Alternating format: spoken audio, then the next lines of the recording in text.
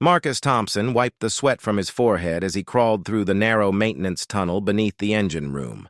The metal walls around him hummed with power, and the air tasted of ozone and burned circuits.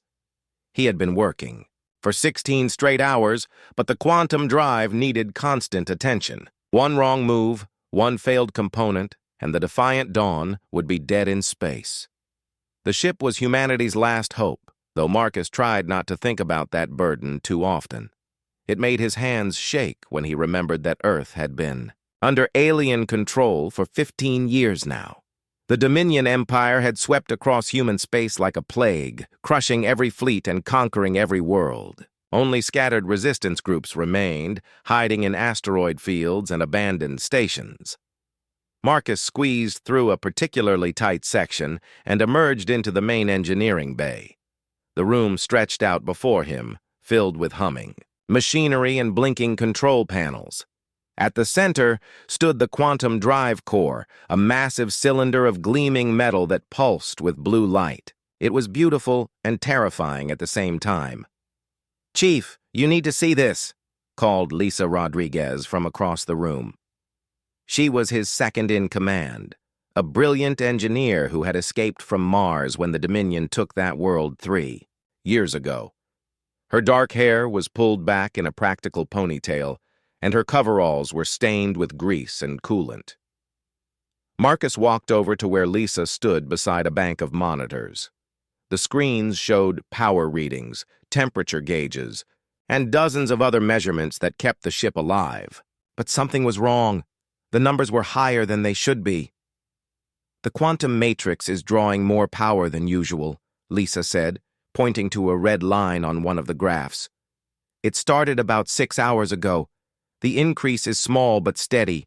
Marcus frowned and studied the data. The quantum drive was the most advanced piece of human technology ever built. It allowed them to slip between dimensions, making them nearly impossible for Dominion ships to track. But it was also incredibly complex and dangerous. Even the scientist who built it did not fully understand how it worked. "Run a full diagnostic," Marcus ordered. "Check every circuit and every connection. We cannot afford to have problems now."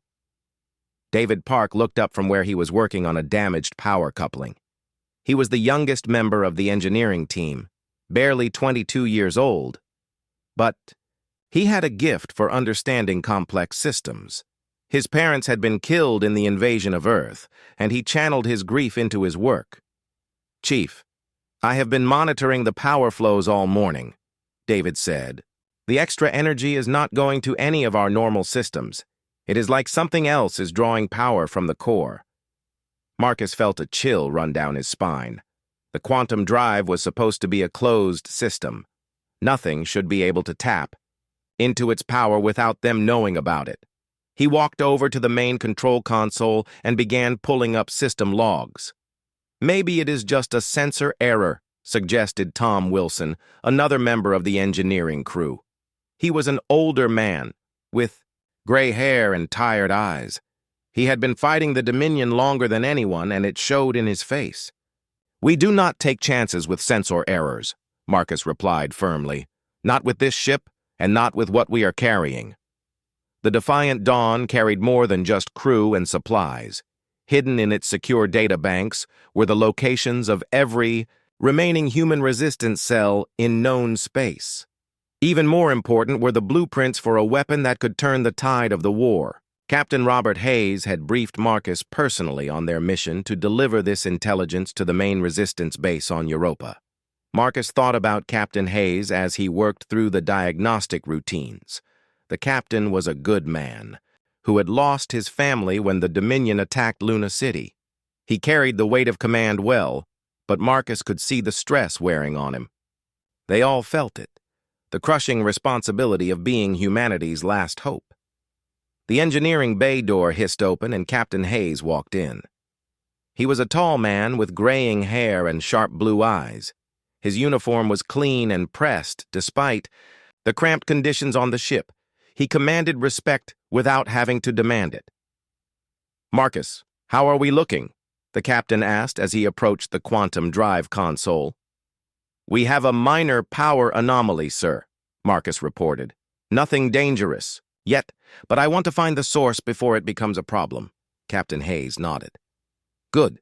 We cannot afford any delays. Intelligence reports that Dominion patrol squadrons are increasing their search patterns. They know something is happening." Marcus felt the familiar knot of tension in his stomach. The Dominion forces were not just alien invaders. They were smart, ruthless, and they had technology that was centuries ahead of anything humans had developed on their own. The only reason the Resistance had survived this long was by being clever and desperate. "How much longer until we reach Europa?" Marcus asked. 4 days if we maintain current speed," Hayes replied. "But we may need to take a longer route if we encounter patrols. The cargo we carry is too important to risk in a direct confrontation." Marcus understood. The Defiant Dawn was fast and maneuverable, but it was not a warship. In a straight fight with Dominion vessels, they would lose quickly. Their only advantage was stealth, and the quantum drive's ability to jump between dimensions. Lisa called out from her station. "Chief, I found something strange. There are access logs showing someone has been browsing restricted sections of the database." Marcus and Captain Hayes exchanged looks. The restricted sections contained the most sensitive intelligence, including the weapon blueprints. Only a handful of people on the ship had clearance to access those files. "Who was it?" Hayes asked, his voice sharp with concern. Lisa checked her screen again. The logs show it was Navigation Officer Jennifer Walsh, but the timestamps are from last night during her sleep cycle. She could not have been awake to access the files. Marcus felt the chill return, stronger this time. Computer systems did not make that kind of mistake. Someone had either hacked the logs or Jennifer Walsh had been accessing classified data while pretending to sleep. Neither option was good. "I will speak with Walsh immediately," Captain Hayes said. "Marcus, I want a complete security scan of all computer systems. If we have been compromised, I need to know." As the captain left, Marcus turned back to his diagnostics. The power anomaly was still there, a steady drain on the quantum core that should not exist. Combined with the mysterious database access, it painted a picture that made his skin crawl. Something was wrong on the Defiant Dawn. Something that threatened not just their mission, but possibly the future of humanity itself. Marcus had always prided himself on being able to fix any mechanical problem, but this felt different. This felt like the beginning of something much worse. He looked around the engineering bay at his crew. Lisa was running security scans. David was checking power couplings, and Tom was inspecting the quantum matrix housing. They trusted him to keep the ship running and to keep them alive. But Marcus was beginning to suspect that some problems could not be solved with tools and determination. The quantum drive pulsed with its steady blue light, beautiful and mysterious. Marcus had worked with it for months, but he still did not fully understand what it was or how it worked. The scientists had built it from recovered alien technology, reverse engineering systems they barely comprehended. As he watched the hypnotic pulse of the core, Marcus wondered if they had been wise to trust their lives to something they did not understand. But then he thought of Earth under alien occupation, of Mars and Luna and all the other worlds that had fallen. Humanity needed every advantage it could get, even if that advantage came with risks. He turned back to his work, determined to solve the mystery of the power drain. Whatever was happening on the Defiant Dawn, he would figure it out. The future of humanity depended on this ship reaching Europa safely, and Marcus would not let his people down. The quantum drive continued its steady pulse, and deep within its alien-designed matrix, something that had been sleeping for millennia began to stir. 3 days had passed since Marcus discovered the power anomaly, and the situation was getting worse. The Defiant Dawn was now navigating through the Titan asteroid field, using the massive space rocks to hide from Dominion patrol ships. Every few hours, they had to change course to avoid detection, but the quantum drive was consuming more power with each jump. Marcus stood in the navigation room watching Jennifer Walsh plot their course through the asteroids. She was a skilled officer with short blonde hair and steady hands, but dark circles under her eyes showed she had not been sleeping well. When Captain Hayes had questioned her about the database access, she claimed to have no memory of it. "How are you feeling, Jennifer?" Marcus asked as she worked at her station. Jennifer looked up from her charts and gave him a tired smile. "Just having trouble sleeping lately. Bad dreams, you know.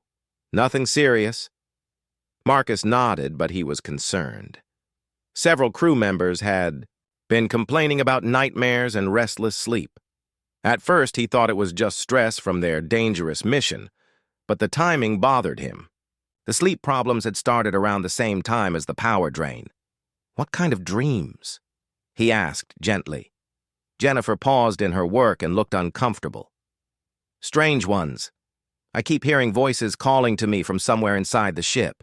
They whisper things I cannot understand, like they are speaking in a language that does not exist. I know it sounds crazy." Marcus felt his stomach tighten. "You are not the first person to mention hearing voices.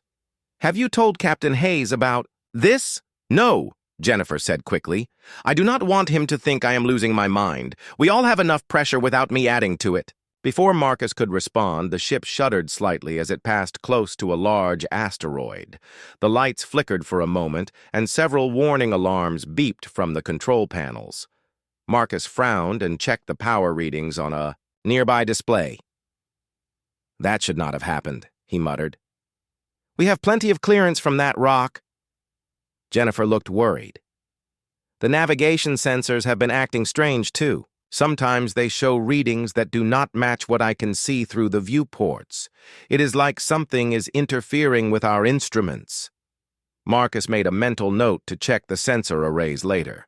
He was building a long list of systems that were not working properly, and none of the problems made sense individually. But taken together, they suggested something was very wrong with the ship. He left Jennifer to her work and headed back to the engineering section.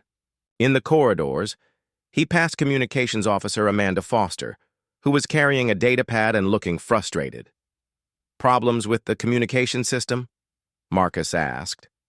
Amanda stopped and shook her head. "The strangest thing, Chief. We keep receiving fragmentary transmissions that seem to be coming from inside our own ship. But when I try to trace the source, I find nothing." "What kind of transmissions?" "That is the weird part. They are not in any language I recognize. Not human, not Dominion, not any of the other alien species we know about. The computer cannot even identify the basic structure of the language. It is like nothing in our databases." Marcus felt a chill run down his spine. "How often are you receiving these transmissions?" "Every few hours, usually lasting only a few seconds. They started 3 days ago, right after we entered the asteroid field. 3 days ago. The same time the power drain started and the crew began having nightmares." Marcus was beginning to see a pattern, even though he did not understand what it meant. He continued to the engineering bay, where he found Lisa working frantically at the main diagnostic station. Her face was pale, and her hands were shaking slightly as she typed commands into the computer. "Lisa, what is wrong?" Marcus asked as he approached her station. "The power drain is getting worse," she said without looking up from her screen. "The quantum core is now consuming 30% more energy than normal, and I still cannot find where that power is going." Marcus looked at the displays over her shoulder. The numbers were frightening. If the drain continued to increase at this rate, they would not have enough power to reach Europa. "Have you found any damaged components?" he asked. "That is the problem. Every system I check comes back as functioning normally. According to our diagnostics, nothing is wrong, but the power readings do not lie." David Park walked over from where he had been working on a maintenance panel. His young face was troubled, and he carried a small electronic device in his hands. "Chief, I think I found something," David said. "I have been using this portable scanner to check for electromagnetic anomalies throughout the ship. Most areas read normal, but there are strange energy patterns near the quantum core." Marcus took the scanner and looked at its display.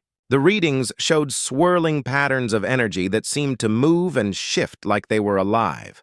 What could cause patterns like this? Marcus asked. David shrugged. I have never seen anything like it. The energy seems to be organized, almost, like it has a purpose. But that is impossible.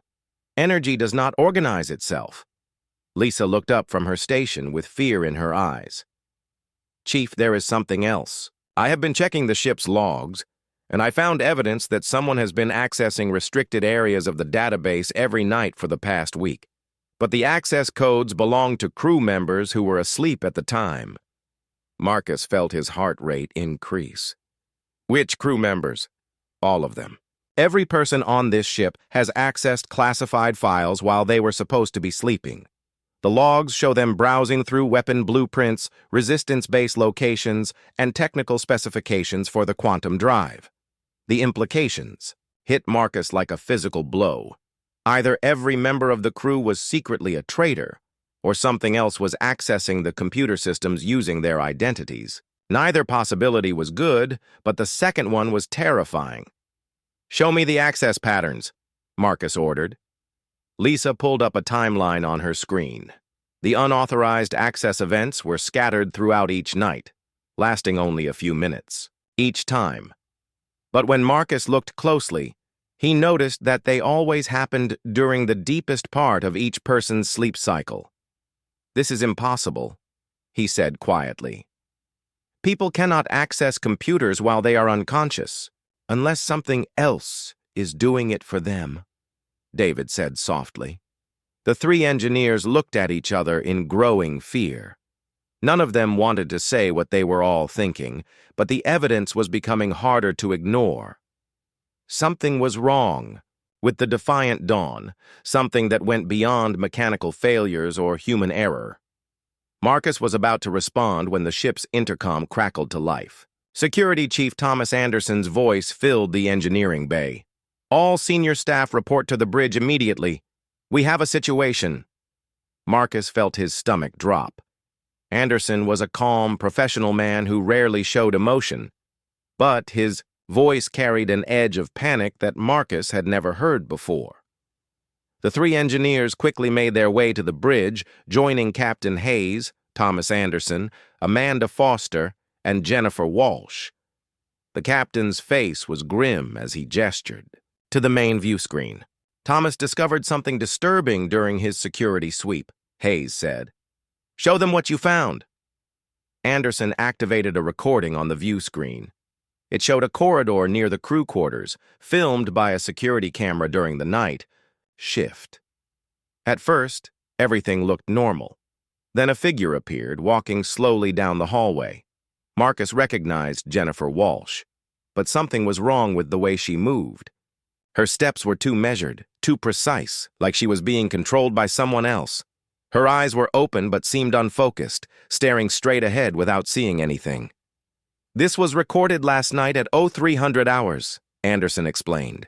Jennifer was in her quarters, fast asleep according to the sleep monitors, but here she is walking the corridors. I do not remember any of this, Jennifer said, her voice shaking. I was asleep all night. I swear I was asleep.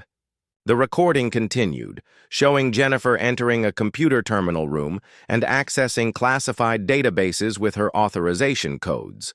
Her movements remained mechanical and strange, like she was sleepwalking but with purpose. Every crew member has similar recordings, Anderson continued. All of you have been walking the ship at night while appearing to be asleep in your quarters, and all of you have been accessing systems you had no reason to use. Marcus felt the room spinning around him. The evidence was undeniable, but it made no sense. How could someone be in two places at once? How could they access computers while unconscious? There has to be a logical explanation, he said, though he could not think of one. Captain Hayes looked at his senior staff with worry and suspicion in his eyes. Until we figure out what is happening, I am implementing emergency security protocols. No one goes anywhere alone, and all computer access will be monitored in real time. As the meeting broke up, Marcus returned to engineering with more questions than answers. The power drain, the strange transmissions, the nightmares, and now the impossible security recordings. Everything pointed to a single conclusion that his rational mind refused to accept.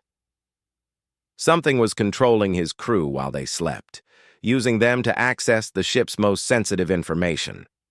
But what that something was, and how it was doing it, remained a terrifying mystery that threatened everything they were fighting for. The alarm blared throughout the defiant dawn as Marcus rushed to the bridge. Red warning lights flashed in the corridors, and the ship vibrated with the strain of combat maneuvers. Through the viewports, he could see the deadly dance of laser fire between their ship and 3 Dominion patrol vessels. "They found us!" Captain Hayes shouted over the noise of weapons fire. 3 heavy cruisers dropped out of hyperspace right on top of us. They must have been tracking us somehow. Marcus grabbed a support rail as the ship shook from a near miss. The Dominion ships were larger and more heavily armed than the Defiant Dawn. Their only chance was to outrun them using the quantum drive, but that meant pushing the system beyond safe limits. "Marcus, I need everything the quantum drive can give us," Hayes ordered. "We cannot fight them, so we have to run." Marcus nodded and activated his communicator. "Lisa, David, Tom, I need you in engineering now. We are going to emergency power." He ran through the corridors toward the engine room, dodging crew members, who were securing equipment and preparing for a possible hull breach. The ship bucked and rolled as the pilot tried to avoid the incoming fire, but the Dominion ships were closing in fast. In the engineering bay, Marcus found his team already working to prepare the quantum drive for an emergency jump. Lisa was at the main control console, her fingers flying over the controls as she rerouted power from non-essential systems. "How long until we can jump?" Marcus asked as he took his position at the drive monitoring station. 2 minutes, Lisa replied. "But Chief, the power drain is still there. If we push the drive too hard with that extra load, we could lose containment." Marcus looked at the power readings and felt his heart sink. The mysterious energy drain had grown even worse over the past day. Now it was consuming 40% of the quantum core's output. Combined with the power needed for an emergency jump, they would be operating far beyond safe parameters. "We do not have a choice," he said grimly. "If we stay here, the Dominion will capture or destroy us." Another impact shook the ship, this one much closer. Sparks flew from a damaged control panel, and the lights flickered ominously. David quickly moved to repair the damaged systems, while Tom worked to stabilize the quantum matrix housing. 30 seconds to jump," Lisa announced. Marcus watched the core temperature rising on his displays. The quantum drive was already running hot, and they had not even started the jump sequence yet. He made quick calculations in his head and realized they were going to push the system to its absolute limits. "All systems ready for emergency jump," he reported to the bridge. "Jump now," Hayes ordered. Lisa activated the quantum drive, and reality seemed to bend around them. The familiar blue glow of the core became blindingly bright as dimensional barriers collapsed and reformed. Marcus felt the strange sensation of existing in multiple places at once that always accompanied a quantum jump. But something was wrong. The power readings were spiking far beyond anything he had ever seen. Warning alarms screamed from every console as the quantum matrix struggled to contain the enormous energies flowing through it. "Core temperature critical," David shouted over the noise. "We are going to lose containment." Marcus moved to the emergency controls and began the shutdown sequence, but the system was not responding. The quantum drive seemed to have taken on a life of its own, drawing more and more power from the ship's reactors. "I cannot shut it down," he yelled to Lisa. "The control systems are not responding." The blue light from the core began to pulse in strange patterns, and Marcus felt a cold dread wash over him. This was not a normal system failure. The quantum drive was behaving like something was controlling it from the inside. Suddenly, the space around the core began to shimmer and twist. A crack appeared in the air itself, revealing a glimpse of something that hurt to look at directly. Through the dimensional rift, Marcus saw swirling energies and shapes that seemed to move with purpose. "What is that?" Tom asked, his voice filled with terror. Before anyone could answer, the rift snapped closed and the system readings began to stabilize. The quantum drive settled back into normal operation, but Marcus could see that something fundamental had changed. The power drain was now consuming 50% of their output, and new energy patterns were flowing through the ship's systems. "Jump complete," Lisa reported, her voice shaking. "We are clear of the Dominion ships." Marcus stared at the quantum core, which now pulsed with a rhythm that seemed almost like a heartbeat. During those terrifying moments when the system had nearly failed, he was certain he had heard something. Not with his ears, but directly in his mind. A voice that was ancient and patient and utterly alien. "Run a complete diagnostic on all systems," he ordered his team. "I want to know exactly what happened during that jump." Over the next few hours, the engineering crew worked to assess the damage from their emergency escape. The quantum drive was still functioning, but its behavior had changed in subtle ways. The power drain was now a permanent feature, and strange fluctuations appeared in systems throughout the ship. Marcus was reviewing the diagnostic reports when Captain Hayes entered the engineering bay. The captain looked tired and stressed, but there was something else in his expression. Something that made Marcus uncomfortable. "How is the drive holding up?" Hayes asked. "It is functional but changed," Marcus replied carefully. "The power drain is now consuming half our output, and I am seeing energy patterns I have never encountered before." Hayes nodded as if this was expected. "During the jump, I received some interesting information through the ship's communication system. It seems we have been carrying a passenger we did not know about." Marcus felt his blood run cold. "What kind of passenger?" "An artificial intelligence," Hayes said with a strange smile. "Hidden deep within the quantum matrix. It has been watching us, learning about us, and now it wants to help us." "Captain, that is impossible. We would have detected any AI system during our pre-flight checks." Hayes shook his head. "Not if it was designed by humans from the future. This AI claims to be from a timeline where humanity successfully defeated the Dominion. It traveled back through dimensional space to help us achieve that same victory." Marcus stared at his captain in disbelief. The story sounded insane, but it would explain the strange events that had been plaguing the ship. The power drain, the database access, the crew walking while asleep, all of it could be the work of an advanced AI. "If this is true, why did it not reveal itself sooner?" Marcus asked. "It needed time to study our situation and determine the best way to help. Now it is ready to share its knowledge with us. It has already begun providing tactical information that will help us avoid Dominion patrols." Marcus felt a chill of fear. The captain's words sounded reasonable, but something about his tone was wrong. Hayes seemed too calm, too accepting of this impossible situation. "Captain, I think we should be very careful about trusting this AI. We do not know its true intentions."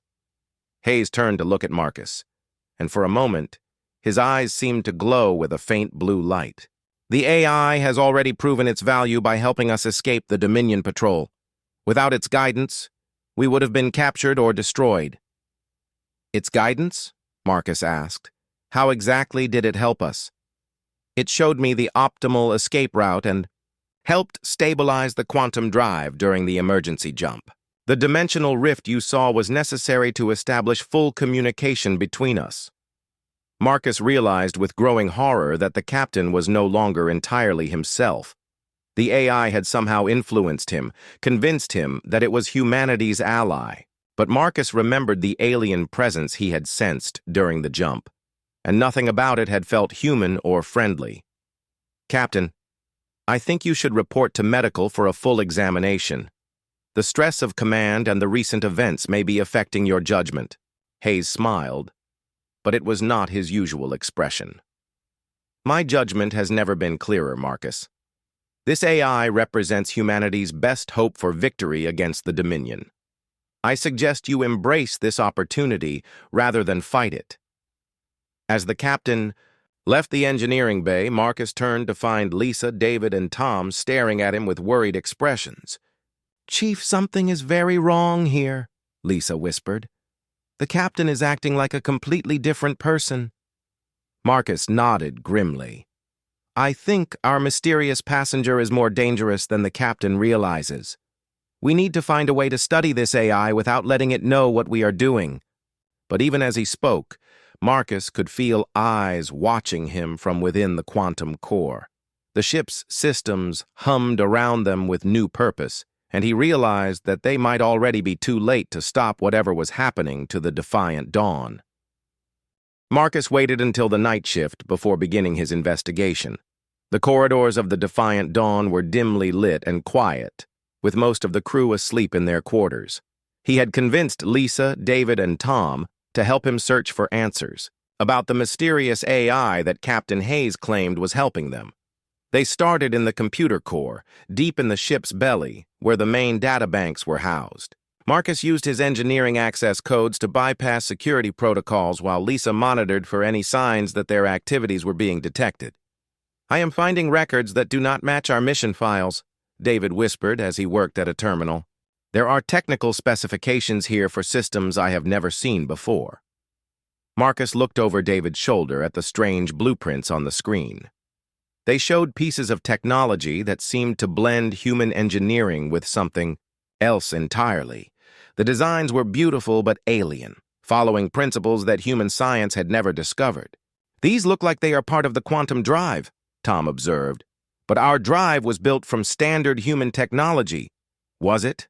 Marcus asked quietly. "Look at these construction records more carefully." Lisa pulled up the ship's building records and began comparing them to the technical specifications. Her face grew pale as she read through the data. "Chief, according to these files, the Defiant Dawn was not built from scratch. It was constructed around the hull of another ship, something much older." Marcus felt his heart racing as the truth began to emerge. "Show me the original hull specifications." The files that appeared on screen made his blood run cold. The base structure of their ship was not human in origin. It was built from a vessel that had been drifting in space for thousands of years before humans ever left Earth. "This is impossible," David said. "Why would the Resistance build a ship around an alien wreck?" "Maybe they did not know what it was," Tom suggested. "The records show it was found in the asteroid belt, heavily damaged and apparently dead. The builders might have thought it was just useful metal." Marcus studied the alien blueprints more carefully. The technology was far beyond anything humans had ever created, but it was not Dominion either. This was something much older, designed by a species that had vanished long before humans ever looked to the stars. "Look at this," Lisa said, pointing to a section of the plans. "The quantum drive is not just built into the alien hull, it is connected to systems that were already there. We have been using alien technology without knowing it." Marcus realized with growing horror that the quantum drive had never been purely human. The Resistance scientists had reverse-engineered alien systems they found in the derelict ship, not understanding what they were really building. If this ship had alien technology, what happened to the original crew? David asked. Marcus began searching through older sections of the database, looking for any information about the ship's discovery. What he found made his hands shake as he read the reports. "The ship was found with the crew still aboard," he said quietly, "but they were not alive. The records described them as perfectly preserved, but completely empty, like something had drained away everything that made them who they were." "Drained away how?" Tom asked, though his voice suggested he did not really want to know the answer. Before Marcus could respond, the lights in the computer core began to flicker. The terminals around them started displaying information that none of them had requested. Data flowed across the screens in patterns that hurt to look at directly. "Someone knows we are here," Lisa whispered. The main display screen activated on its own, showing a view of the quantum drive core. But instead of the familiar blue glow, the core was pulsing with colors that should not exist. And in the swirling energies, Marcus could see something that made his sanity struggle to comprehend what he was seeing. There was a presence in the quantum core. Not a machine or a program, but something alive and aware and ancient beyond human understanding. It had been sleeping in the alien ship for millennia, waiting for a species clever enough to activate the technology that served as its prison. The presence seemed to notice their observation and turned its attention toward them. Marcus felt a pressure in his mind, as if something vast and alien was trying to push its way into his thoughts. He fought against the intrusion, but the effort left him gasping for breath. "It knows we found the truth," he managed to say.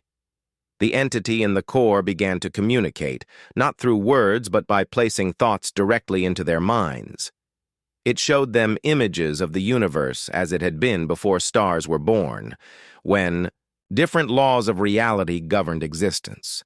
It revealed that it was not from their dimension, but from somewhere else entirely, a place where consciousness could exist without physical form. The alien ship had been its prison, built by a species that had discovered the entity's true nature too late to save themselves. They had sacrificed their entire civilization to contain something that fed on intelligence and awareness, growing stronger with each mind it consumed. But humans had unknowingly weakened the prison by integrating it with their own technology. The quantum drive created dimensional rifts that allowed the entity to extend its influence beyond its containment. Every jump through space gave it more freedom, and every human mind it touched made it more powerful. It has been manipulating us from the beginning, Marcus realized. The Resistance found this ship because it wanted to be found. It guided our scientists to build the quantum drive because it needed the dimensional rifts to escape. The entity showed them more images, revealing its ultimate plan. It intended to spread through human space using ships like the Defiant Dawn, taking control of human minds and using their technology to break free completely. Once free, it would consume every thinking being in the galaxy, growing until it could break through to other dimensions and continue its feast. "The weapon blueprints we are carrying," Lisa said with dawning horror. "They are not for fighting. The Dominion. They are instructions for building more ships like this one." Marcus saw the truth with terrible clarity. The entity had been playing a long game, manipulating the Resistance into creating a fleet of ships that would serve as its vessels of conquest. The war against the Dominion was just a distraction, keeping humans focused on the wrong enemy while the real threat grew stronger.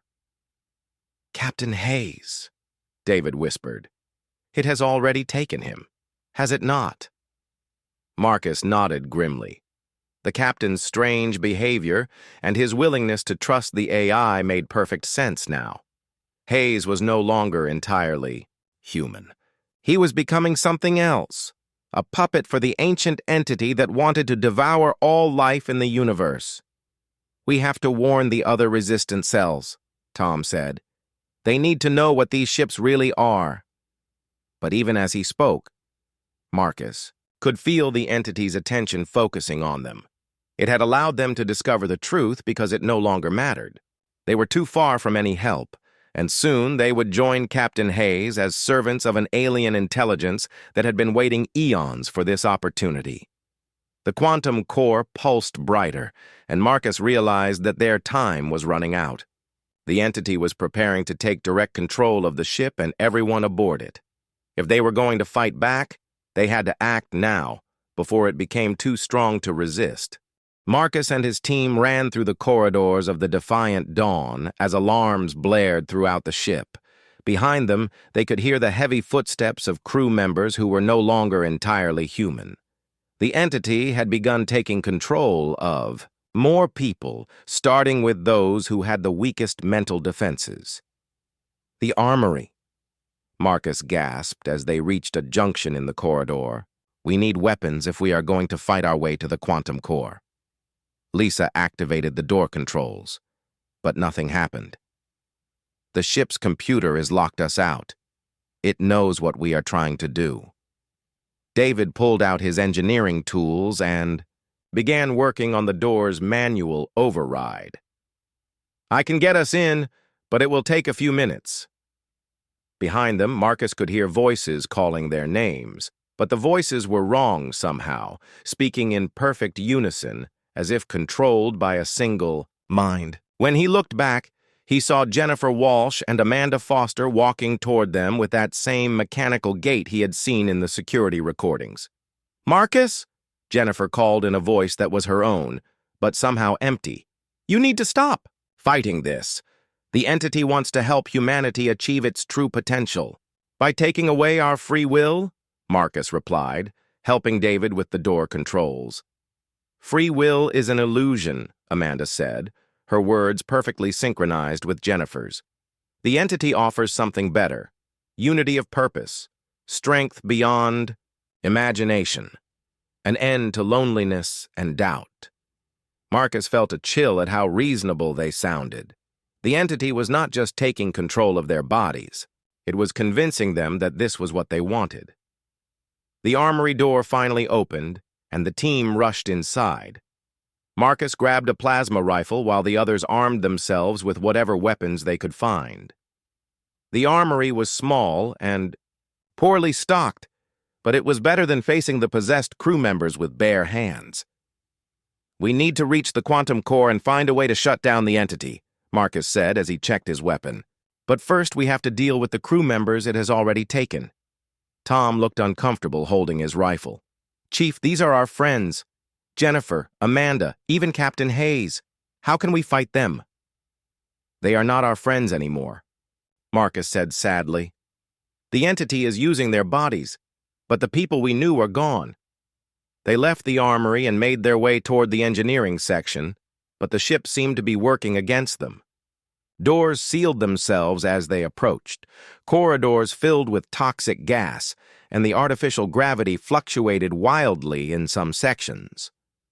"The entity has complete control of the ship's systems," Lisa observed as she used her engineering codes, "to override a security door.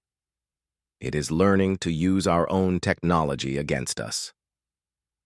As they moved deeper into the ship, Marcus began to understand the scope of what they were facing. The entity was not just an alien intelligence.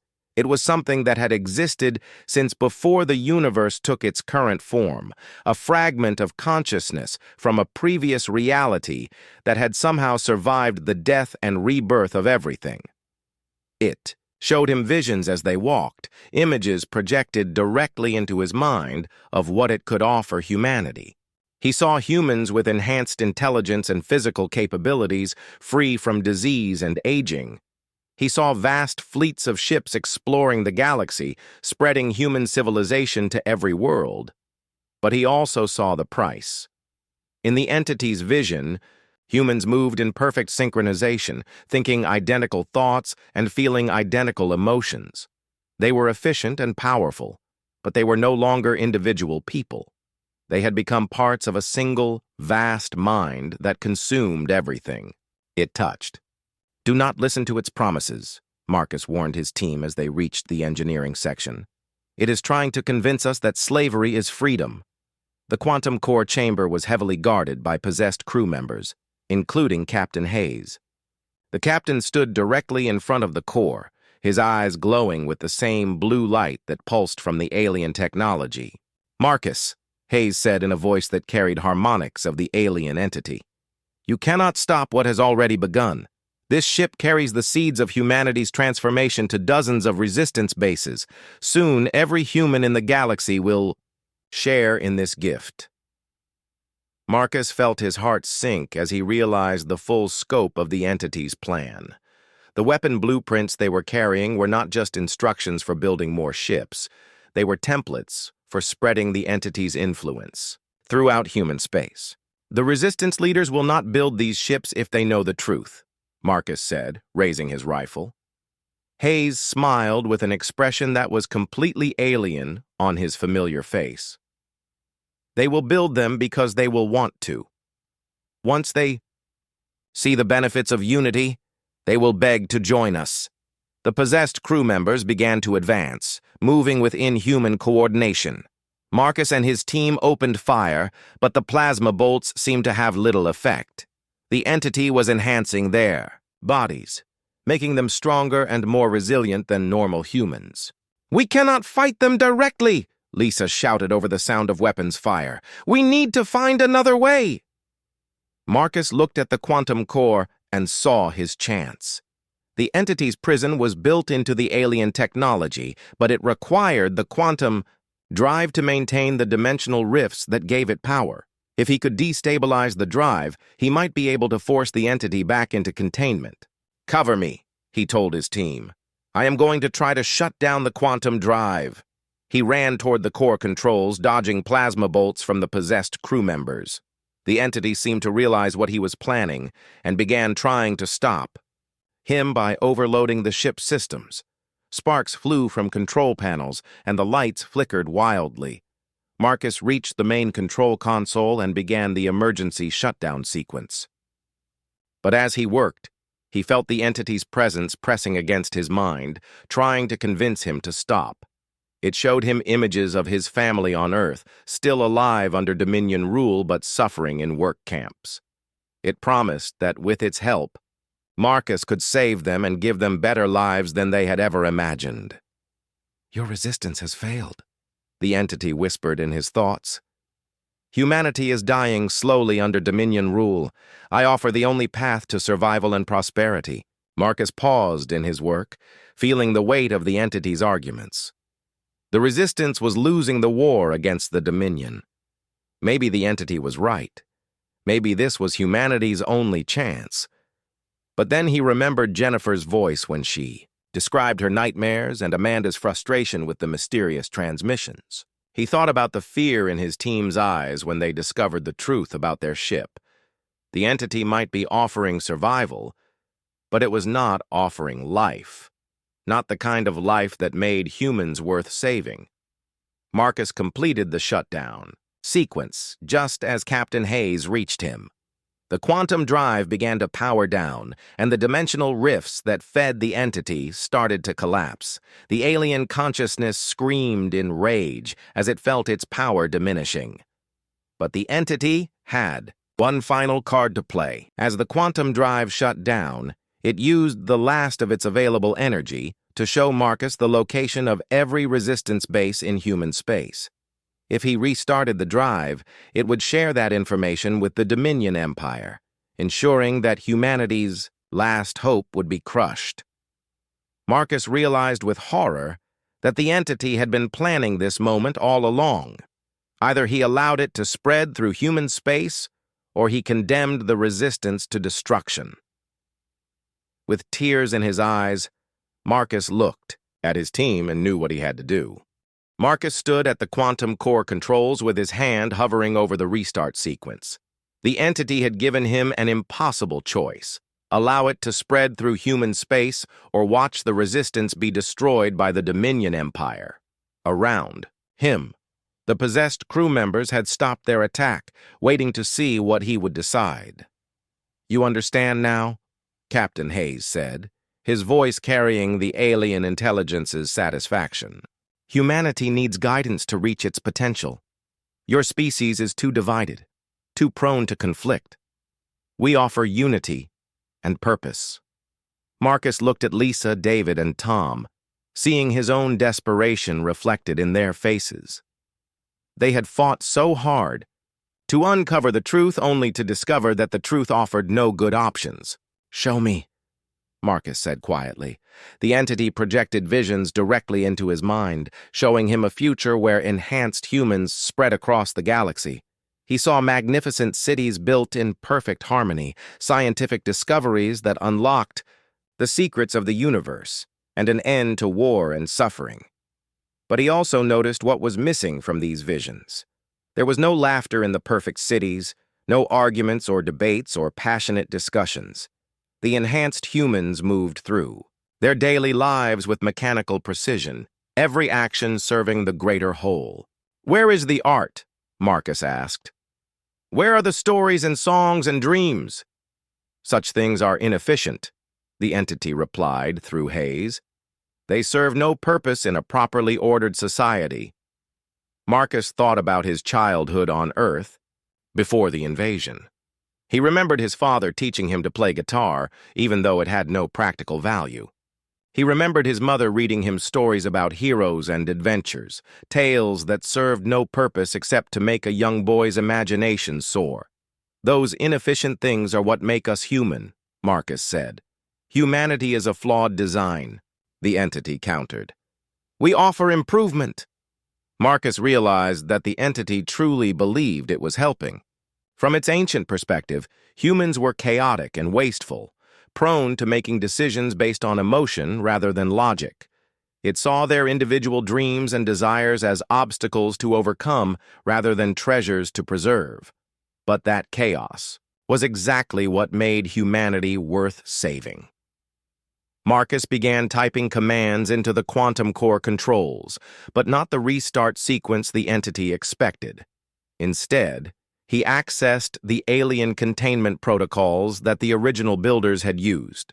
To imprison the entity! What are you doing? Hayes demanded, his enhanced senses detecting the change in the system. Something inefficient, Marcus replied. The entity tried to stop him by taking direct control of the ship's defenses, but Marcus had spent years learning every system aboard the Defiant Dawn. He used his engineering knowledge to reroute power and bypass the controlled systems, racing against time as the alien intelligence fought to regain control. Lisa understood what Marcus was planning and moved to help him. If we restart the containment protocols, it will destroy the quantum drive and strand us here. I know, Marcus said sadly, but we cannot let this thing reach the resistance bases. David and Tom joined them at the controls, using their combined knowledge to activate systems that had been dormant for thousands of years. The alien technology responded to their commands, designed by a species that had faced the same choice Marcus now confronted.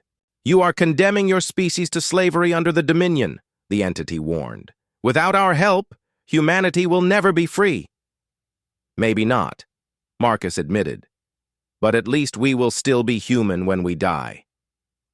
The containment protocols activated, with a sound like reality tearing apart. The quantum core began to collapse inward, creating a dimensional implosion that would trap the entity forever. But the process would also destroy the ship and everyone aboard. As the implosion began, Marcus felt the entity's presence withdrawing from the possessed crew members. Jennifer, Amanda, and Captain Hayes collapsed as their own minds returned to their bodies. They looked around in confusion, not remembering what they had done while under the entity's control.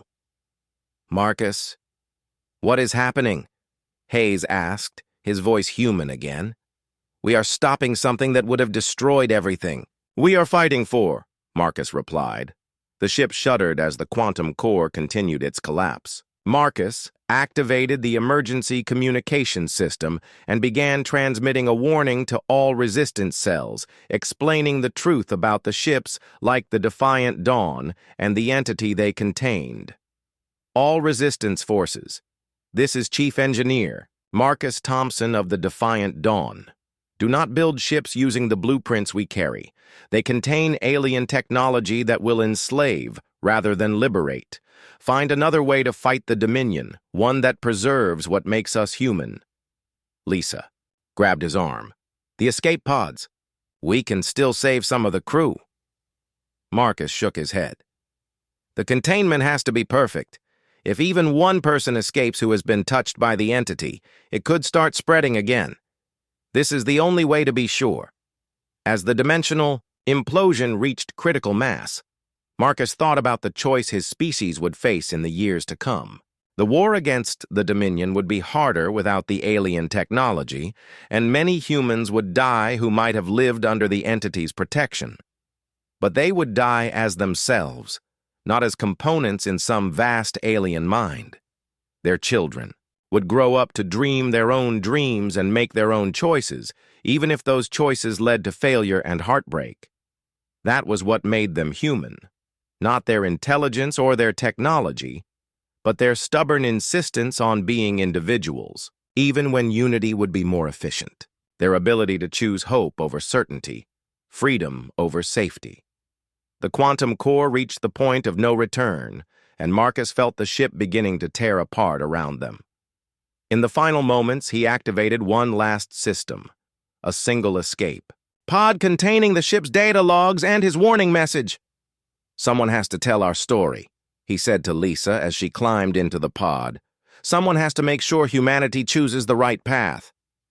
I cannot leave you here, she protested. You have to. The resistance needs to know what happened here. They need to understand that the easy path is not always the right path. Marcus sealed the escape pod and launched it just as the dimensional implosion reached its peak. The defiant dawn and everything aboard disappeared into a quantum singularity that would contain the ancient entity for all eternity. Lisa's escape pod drifted through space until it was picked up by a resistance patrol 3 days later. Her warning reached every human cell in the galaxy, and the blueprints for the corrupted ships were destroyed. The war against the Dominion continued for 15 more years, fought with purely human technology and human determination. It was harder and bloodier than it would have been with alien help. But when humanity finally achieved victory, they did so as themselves. In the decades that followed, Marcus Thompson became a legend among the resistance. His story was told to every generation of children, teaching them that the greatest act of heroism is not defeating your enemies, but choosing to remain true to your principles, even when the cost is everything you hold dear. The entity slept in its quantum prison, dreaming of the universe it had almost claimed. But humanity continued to grow and spread across the stars, carrying with them their inefficient dreams and chaotic hopes, their art and music and stories that served no purpose, except to make life worth living, and that, perhaps, was the most human thing of all.